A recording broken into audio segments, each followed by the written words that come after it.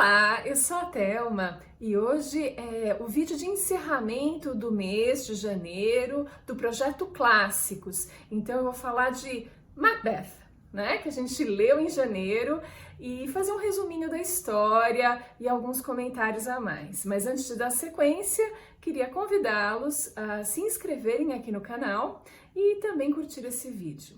Então essa leitura foi super legal, eu adorei essa tragédia curta, se não me engano, mas que acontece tanta coisa.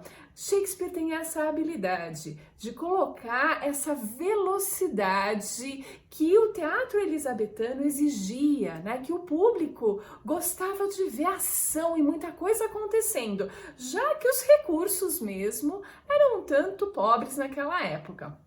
Então a história toda começa lá num pântano com 3 bruxas, as 3 bruxas irmãs esquisitas, algo assim, cheio de trovões e tempestades, aliás, que permeiam toda a história, né? É uma atmosfera sombria o tempo todo, cercada por corvos grasnando e corujas, enfim, sei lá, é tudo de mais sombrio, né? Esse contraste entre luz e sombra vai existir o tempo todo, porque é esse embate que Shakespeare joga no palco para ser discutido. E nesse caso, a grande discussão é a ambição desmesurada que de repente toma conta do nosso Macbeth. Vamos lá! O que acontece é que essas bruxas estão lá reunidas, enquanto num campo de batalha estão os vários cavaleiros aí, o próprio rei Duncan lutando contra um traidor. O Macbeth conquistando, ganhando batalhas importantes para o rei Duncan, que logo vai reconhecer em boa influência desse cavaleiro que é meio primo dele. Aliás, todos os soldados dessa história são meio primos do rei, tem um certo parentesco.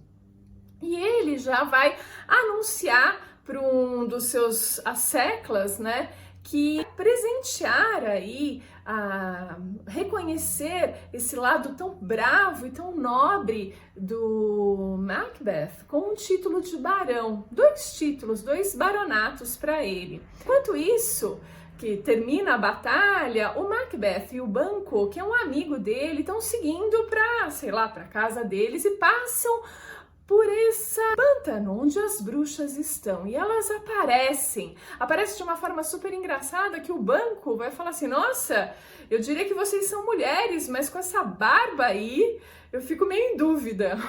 Uma pitada de humor shakespeariano. Enfim, porque sabe que o teatro elisabetano não permite que mulheres atuem, então as bruxas são homens, né? Todos os personagens femininos são homens travestidos.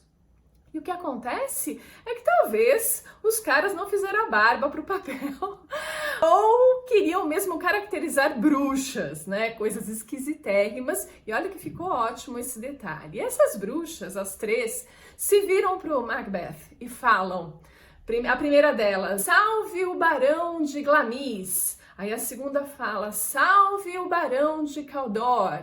E a terceira e última fala, salve aquele que no futuro será rei. Pra que ela disse essa frase, né? Plim! O bichinho da ambição que já estava lá dentro de Macbeth aflora. Pro Banquo também elas fazem a previsão, uma previsão um tanto interessante, com os trocadilhos antagônicos, mas que concluem, né, que ele não será rei como Macbeth, mas os filhos dele o serão. E assim os dois seguem a caminhada discutindo essa questão, né? E o Macbeth trata logo de mandar uma cartinha para a esposa dele anunciando essa novidade, porque ele logo vai descobrir, né, encontra com os mensageiros dizendo que o rei acabou de nomeá-lo barão de Glamis e barão de Cawdor. Ou seja, as 2 primeiras acertaram a previsão. Então, tá faltando só ele ser rei. Então ele conta essas novidades, incluindo o que as bruxas disseram, para a esposa dele, para ela já se regozijar com essas notícias, já que ela será provavelmente a futura rainha. Ela, por sua vez, é tomada por uma ambição desmedida, uma coisa assim, e ela já começa a se perguntar se o maridinho dela vai ainda dar uma de bonzinho ou se vai assumir o que precisa assumir, fazer o que tem que fazer para logo se transformar em rei. Né? O que não estava nada nas previsões, foi da cabecinha dela.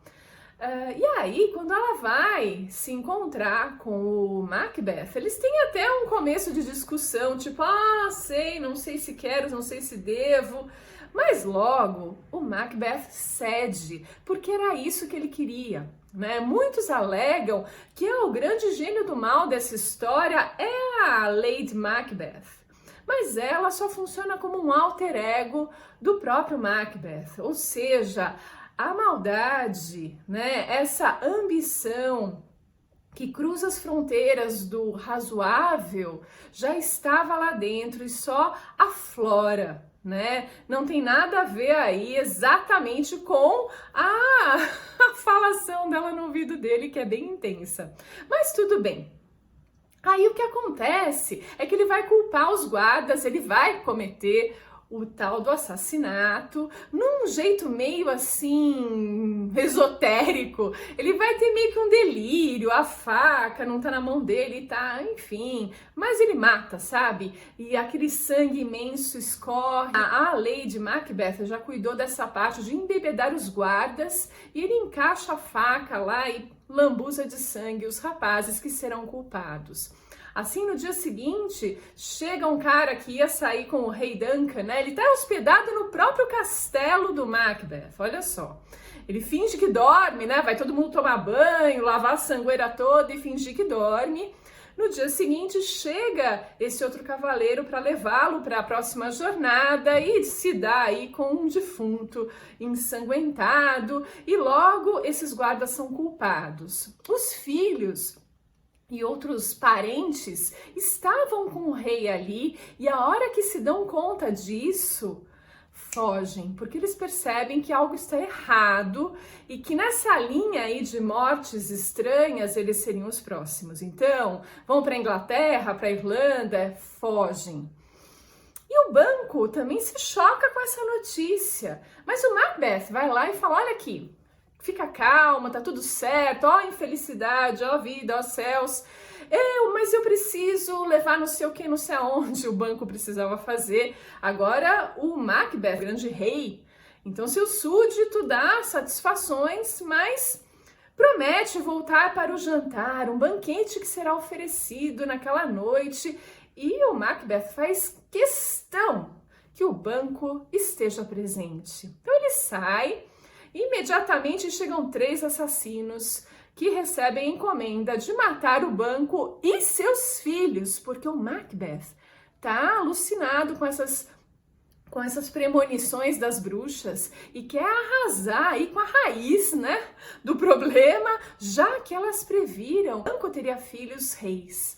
Então, os assassinos vão cumprir essa missão, só que ele consegue fazer com que o seu filho fuja, né? Não seja morto por esses assassinos. Então, o Macbeth recebe a notícia durante o jantar, ou nem recebe a notícia. Na verdade, tenho minhas dúvidas. Se ele já teve a confirmação pelos assassinos, talvez sim. Ele está oferecendo o banquete e o lugar do banco está vago. E ele ali, né, com seus convidados. Cadê banco? Blá, blá, blá. Quando o fantasma do banco chega, todo ensanguentado. E aí ele dá uma piradinha e começa a falar com o fantasma ali na frente de todo mundo. A Lady Macbeth puxa ele de lado e fala, desculpa aí, gente. Para com isso. Quer dar uma de louco aqui. E aí ela disfarça. Ele tá sem sono, sem dormir. Não liga não, gente, é normal. E tal, mas os caras percebem, gente, a coisa não tá legal. Fica todo mundo super desconfiado e começa, a dar no pé dali. O que acontece é que lá na Inglaterra, a gente vai ver que fugiram, né? Principalmente o Macduff, ele vai ter também a mulher e o filho mortos barbaramente, porque o que resta ao Macbeth é ir matando todo mundo que ele acha possível, ameaçar o trono dele, aí conquistado de uma forma tão ilícita. Então ele acaba nessa loucurinha matando a mulher e o filho do Macduff, que fica sabendo na Inglaterra e recebe um auxílio desse povo maravilhoso, de um exército para tentar recuperar esse trono usurpado. E assim, gente, começa esse plano de tirar o Macbeth do trono, e a gente vai vendo que o Macbeth tem umas frases geniais ao longo de toda a peça, tentando mostrar aí o sentido da vida. Uma delas eu adoro, que é: aconteça o que acontecer, o tempo e as horas sempre chegam ao fim, mesmo do dia mais duro dentre todos os dias, né? Ele tem uma outra que ele vai dizer mais pra frente, que é relacionando de fato a vida a um banco de areia nos mares da eternidade. Imagine aí quão efêmera a coisa é, né? E a Lady Macbeth, por sua vez, começa a ficar toda meio esquisita e também é mordida pela culpa, um ponto importante, né? A ambição exagerada, levando aí as raias da loucura e de crimes, né? Faz com que ela diga que nada se ganha e tudo se perde, quando nosso desejo fica satisfeito sem contentamento. Então é a culpa que vai se apoderando dela, né? A ponto dela enlouquecer, né? A dama de companhia dela acaba percebendo isso, chama um médico, ela que começa a ter ataques de sonambulismo e falar coisas sem sentido e se declarar culpada da morte dessas pessoas aí, né? Do rei e todo mundo. Isso, então, vai acontecendo enquanto Macbeth começa a se organizar para defender o reino, enquanto vem vindo aí o Macduff e um monte de gente para tomar esse reino usurpado. Só que aí o Macbeth procura as bruxas, né? Tem as três, mas tem a Hecate, que é a bruxa maior, que dá uma bronca nas três, que quem mandou que elas falassem essas coisas pro Macbeth. Mas enfim, elas fazem todo um cerimonial super macabro, e você tem toda essa descrição no livro, para conseguir evocar as fontes mais baixas de energia dessa terra, né? Sacrifícios são feitos, sangue jorra, e elas vão ter 3 previsões para Macbeth. Primeiro, para que ele tome cuidado com o Macduff. Elas dizem, olha, pode ser morto por homem parido de mulher, nascido de uma mulher. E também você só vai perder o seu trono quando a floresta caminhar em direção ao palácio. Nessas, o nosso querido Macbeth está lá no castelo e fica sabendo que a mulher dele morreu. Faço questão aqui de ler essa frase de Macbeth, né? A vida não passa de uma sombra que caminha.